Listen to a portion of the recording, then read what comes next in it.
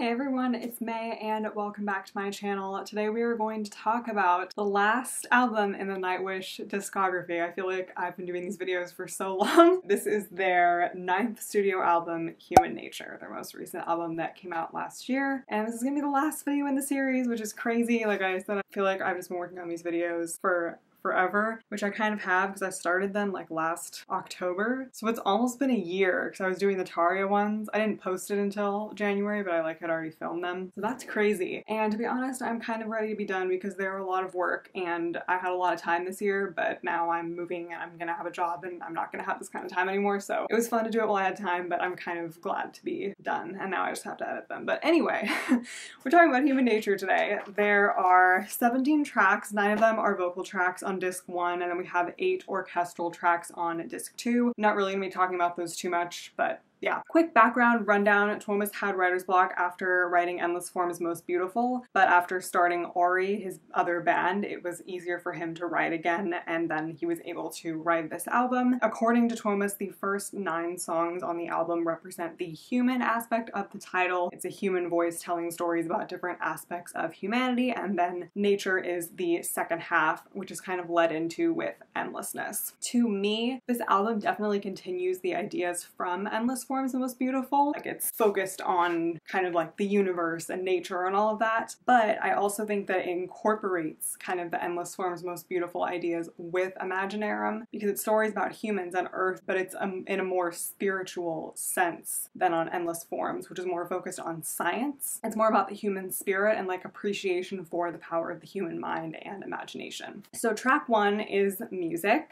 There is a long introduction, which I kind of wish was a separate track because I tend to skip that when I listen to albums, but it is cool. I think that the intro section is kind of supposed to mirror what the song lyrics discuss, like the evolution of music itself, because it starts out with sort of like really low tones and nature sounds, and then we have drum beats, and then the instruments come in, and then of course you have Thor's voice, so I think it's kind of like tracing kind of how music has evolved through the years. Like I did for Endless Forms, I'm not going to go through like every single part of the lyrics, but I'll just kind of pull out the most important parts, and this song I did have more to say about, so I will be going through most of it. And as always, I get some of my ideas from Genius, is where I look at all the ideas that I share, either those or my own, and I'm not trying to say that this is absolutely what the songs are about. Before you, my home was in the wind and surf, the birds and rain voices of the northern lights.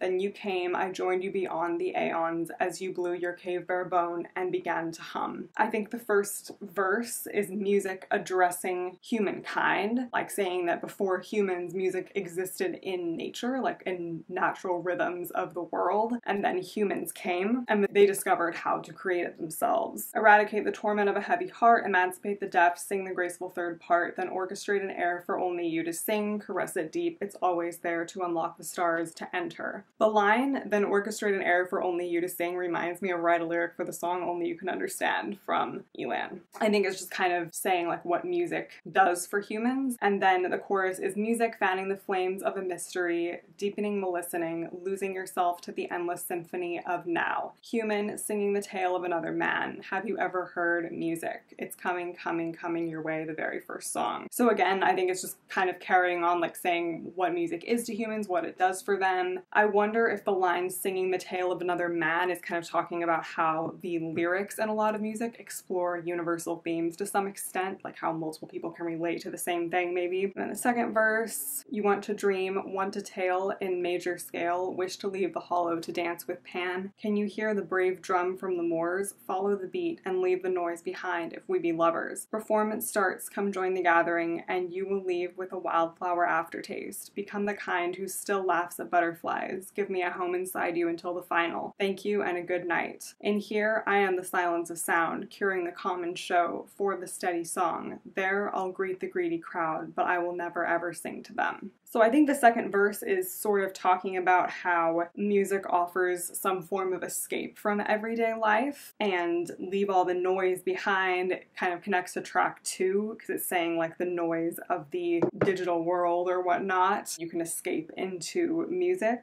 And when it says come join the gathering, kind of talking about how music brings people together. The line become the kind who still laughs at butterflies also reminds me of Alien a bit, because that song is all about appreciating the little things in life, and that kind of ties into that. And I think it's kind of saying that music helps you do that. And then this is directly from Genius, not my original idea, but give me a home inside you until the final thank you and a good night is asking the listener to keep music in their lives until the end, like until the end of the show or the end of their lives, because of all the good things it can do for them. And then this is also from Genius. The way someone analyzed that last verse that I read is that Thomas makes music that kind of goes against the grain, or like goes against the common standards, like curing the common show, and then how Thomas promised that he would never sing again after Angels Fall First. I don't know if that's what that last line means, but I can't really think of another interpretation for it, so I don't know. Tick-tock, time stops, follow me into the fog to the hilltop, follow the call, sky-clad, evoke the hum, allure the sirens, all it took was time and silence. Also from Genius, someone pointed out that music is inevitable. It's natural for mankind to sing, to make music, and if you have silence and enough time, like music is bound to happen. So it kind of comes full circle in the song, talking about how it evolved. Track 2 is Noise. If you've seen on the music video, Thomas, or the band, I think it was Thomas, specifically left a note saying that the message of the song and the music video is not supposed to be that technology is a whole as evil. Like, they really appreciate technology and recognize everything that it does for us, and it's a great tool, but it becomes a problem when we become addicted to it and like it pulls us from our lives and what's important, and that's what they're trying to convey. It's like the addiction, not technology itself. Just a quick background before we start. Crave the machine, revere the screen, zoom in for flack and misery, bleed some pixels, shoot yourself, pose for the dead, have a near-life experience, and a hot air matrix. So the first two lines are clearly about the addiction that we have developed with technology, like that we crave our devices, and revere the screen kind of makes it seem like humans are worshiping it, like it's become this big part of our lives that we worship. Shoot yourself is like taking pictures and videos of yourself for other people to look at that are just as addicted as we are to technology, like that's the dead. And having a near-life experience, obviously like a play on words of near-death experience, but it's saying like we can project these fake lives online and we can just spend all our time with that, but it's not really living. We can create our lives online looking a certain way, and then we engage with other people's like highlight reels and everything, but it's not real life, and it instead takes us away from our real lives. Now you're a star, vain avatar, feeding the beast.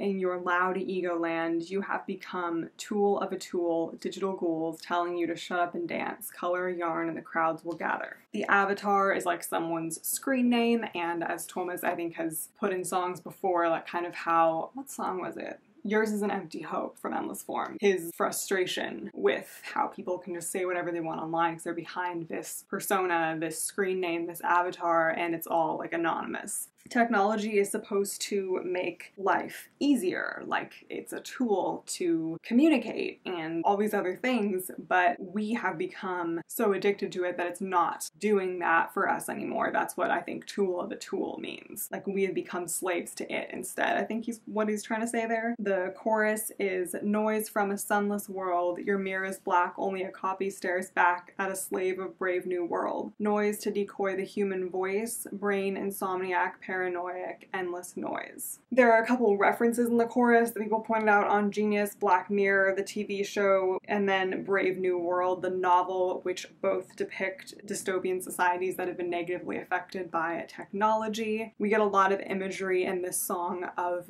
death and darkness, like he's saying from a sunless world, like technology has sucked the like light out of our lives. And by saying noise, I think it's just that like all the media we consume has distracted us from our actual lives. Please love me, see how I bleed, please endure, I have such empathy in me. Hum, noise, hum, beautifully numb, tapping the quiet air to have meaning. By a carry-on, sad hologram, lost in the maze, the real and human feel. Sunset is free from this deity, the earth has a real voice, go out and get it. I will follow. Color a yarn and the crowds will gather. Feast your eyes on the black mirror, feed the beast, join the gathering, tell a tale, feast of fears is drawing nearer. Beyond the human horizon, something terrifying sleeps. The first part of that second verse is people's desperation to be seen and heard on social media, like that seeking of validation. And then he's saying that in the digital world, people have just become sad holograms, kind of going back to that near life experience, that it's this fake life that isn't really our lives. It's just like a sad copy of it. And because of all of the noise, we can't hear Earth's voice anymore, or our own voices, like he said in the chorus. Technology has just moved us like farther and farther away from nature. And then the last two lines are basically saying that if we continue going down this path, the addiction to technology will turn us into something terrible. Like that's what's waiting for us if we don't make some kind of a change. And I think at the end of the music video, if you've seen it, it does have like a hopeful tone to it, contrary to that last line of the song, but it's like showing that we can turn it around. Like nature's still there, it'll always be there for us if we can make a change, basically. But I think that song is like very relevant because it is scary if you think about like just how quickly technology has developed, like within, I know, like my lifetime, and a lot of you guys who are watching this probably, I don't really remember a time when there weren't cell phones. Like I do. I didn't always have a cell phone, but that's because my parents like didn't want me to have one when everyone else was getting them. I don't know. I just think that like there's no like studies of the long-term effects of all of this, and that previous generations like didn't grow up seeing everyone's lives on social media.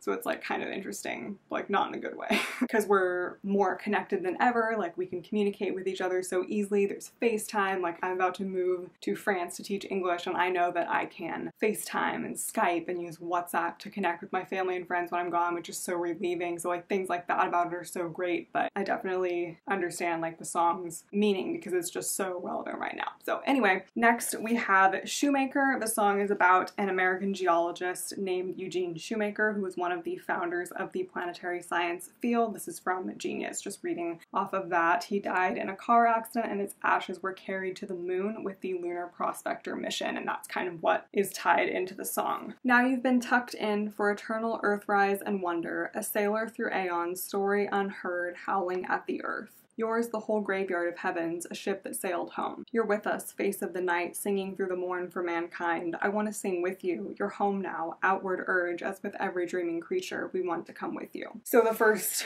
verse there is a reference to his ashes being on the moon, and on Genius, someone pointed out that Earthrise is like what you see from the moon, so it's like his view, and Thomas is saying that people don't know his story or his work. And then a ship that sailed home could be like he is now resting in space, which is what he dedicated his life's work to. So like he came home to like where he belonged maybe. And then the, as with every dreaming creature, we want to come with you, maybe just talking about like humans' curiosity and like desire to go beyond our boundaries of what we know. Here I came to be your reach into the far on the stellar sea cut in little stars. We all wait the due night, beauty which is worth the hurting. We're coming to join you, hope revived for a lifetime to rekindle the human spark in love with the night. Cut in little stars, I think it could be a reference to, like, if you break it down to an atomic level or something, that we're made of the same tiny particles that stars are. So that could be what that is. And then we all wait the due night is life that has its darker times, but the good times make it worth it. It goes through the same structure as the first verse, but then the lyrics change to yours is the whole star map of heavens of myriad endings. We came here to be a waypoint to the far on the stellar sea cut into little stars, calling with the sound of a dreamlike dulcimer. We came here to stay with your guiding light. And it says story now heard. So basically he's saying that now he has told the world about this man through this song so people know his story. And then the last verse is talking about how we have the guiding light of the moon always with us that he is now a part of. Like he has become a part of this entity with his ashes on it. And then we end with a Shakespeare quote from Romeo and Juliet. And when he shall die, take him and cut him out in little stars, and he will make the face of heaven so fine that all the world will be in love with the night and pay no worship to the garish sun. So maybe that's what the cut into little stars was referring to. But anyway, it's clearly reference to his ashes being laid to rest up in space and made it more beautiful. Quick notes on other aspects of the song. That part's actually read by Johanna Korkila, Thomas's wife. And then I also just wanted to note that I really love how we have Floor's more like operatic vocals in this.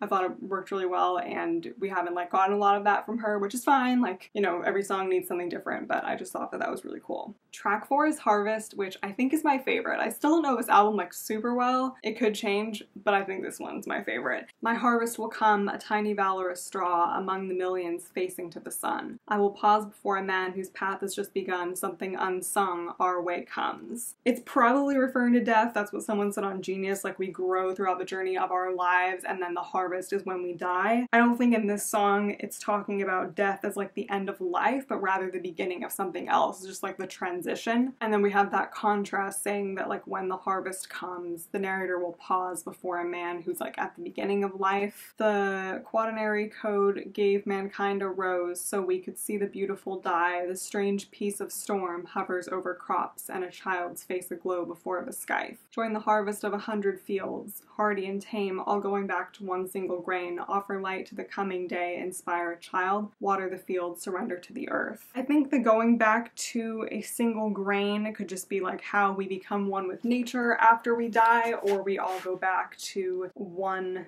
thing, sort of. Offer light to the coming day, inspire a child, water the field, surrender to the earth is kind of like how we can still bring joy to the living after we die in some way. According to the narrator's view of the afterlife, we can still bring beauty and joy to those who are still living. They have beauty beyond all poetry, but choose a silent misery. The deeper their sea, the less remains. They'll find the pretty words and tame flocks to herd. There's that or a carousel of dare. I think this is saying that humans, while they're alive, can't really see the beauty of life a lot of the times because they're focusing on the negative aspects of it, which could connect back to noise a bit. And then we have the chorus again, and at the end it says arrive alive. Kind of reminds me of Taria's Die Alive a little bit, but I think it kind of means the same thing that I think that song means, that it's like to live your life to the fullest so that when the harvest comes, like you know that you're ready and you've lived as much as you could. Track 5 is Pen. Thomas describes the song as an ode to the human imagination. Once there was a silent canvas, sleeping stories unimagined,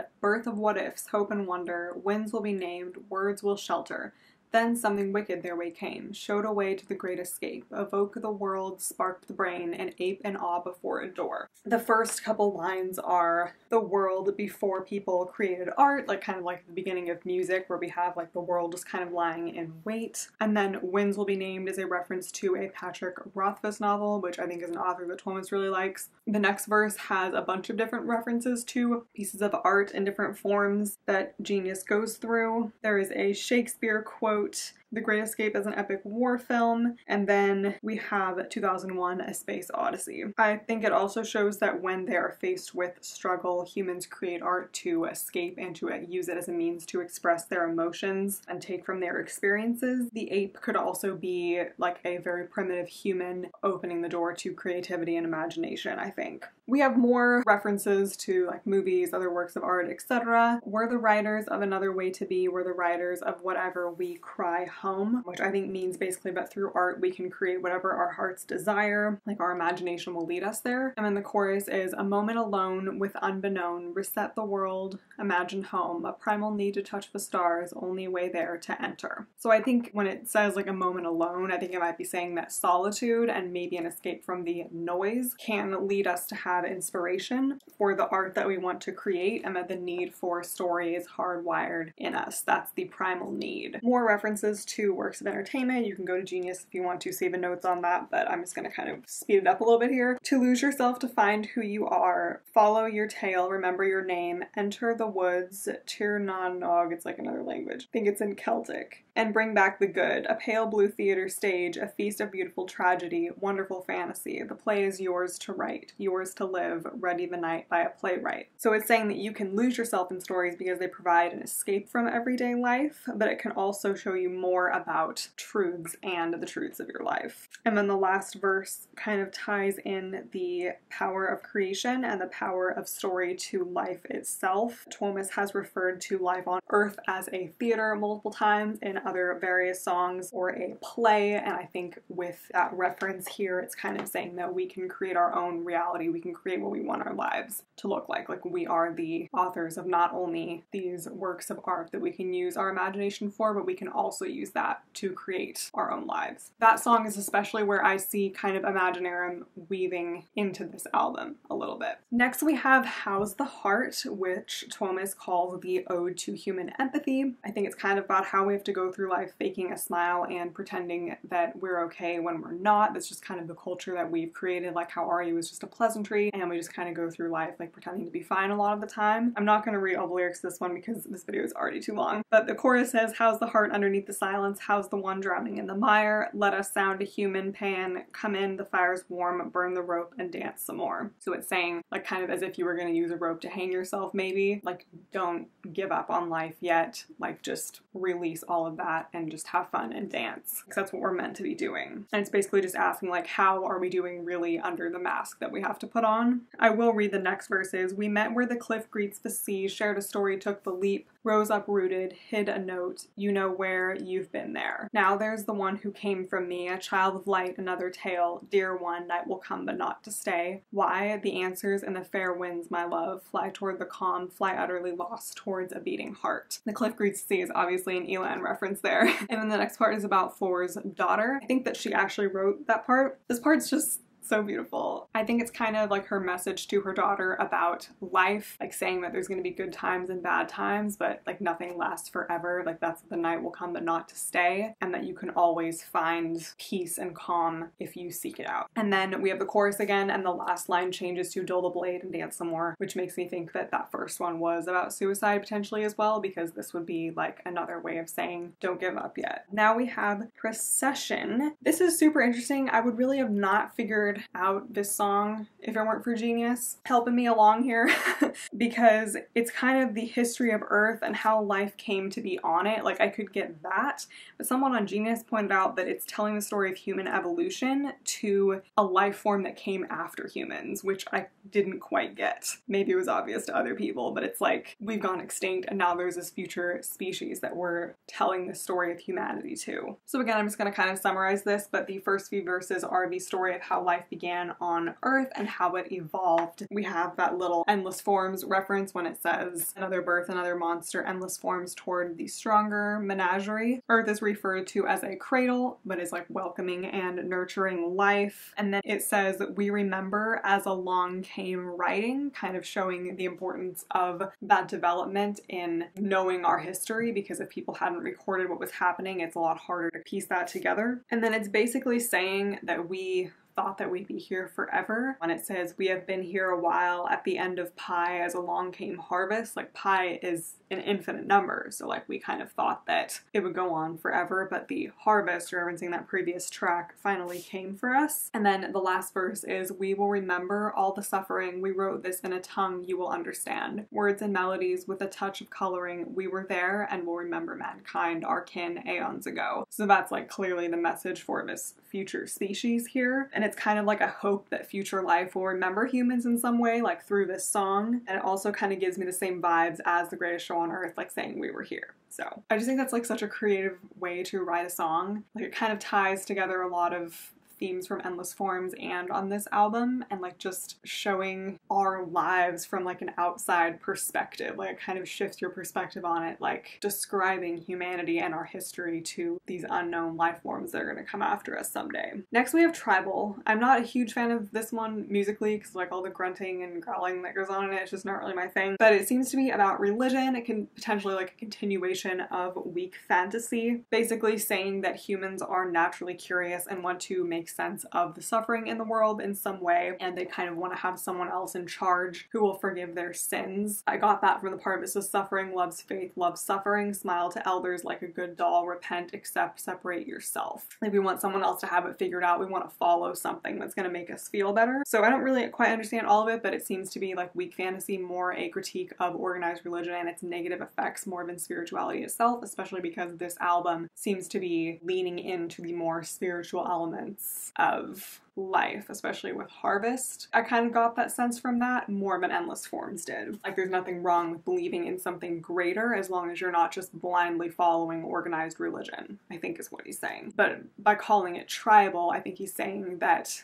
it's human nature to want that guidance, to want something to follow. Like, it's always been there, just like music is human nature. I think that's kind of how it's all tying together. And then lastly, we have Endlessness. And Marco gave his interpretation of this in an interview, saying that it's about this universal force that is in everything around us. He says that it binds and permeates everything. All of our lives are just tiny particles in this mighty flow. And then there's this mere human vocalist, and his friend, a human being as well, has written a story. We're in this rock group trying to bring its unique loneliness across to other mere humans. I will read the lyrics to this one. I am the one you call the thief, universe, blank verse, crowded hearse. I am a haven by an unseen stream. I'll sing the dawn in with you now that you have a voice, earth bride among the carrion kind. So I think that it's saying, like, the narrator is this universal force, and it's saying that it's called the thief because it takes life away. Walk with me to your sea. Someone in the tomorrow is waiting for me, someone to share the thief with. Dust with a meaning precious and rare.